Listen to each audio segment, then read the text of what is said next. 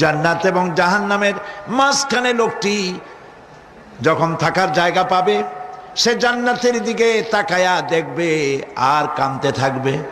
আল্লাহ পাক জিজ্ঞেস করবেন, বান্দারে যুগের পর যুগ ধরে জাহান্নামে কেঁদেছ, আমি রব্বুল আলামিন জাহান্নাম মাফ করে দিয়া জান্নাত জাহান্নামের মাঝখানে রেখে দিয়েছি, আযাব থেকে তো বেঁচে গেছো, এখন কান্দো কেন?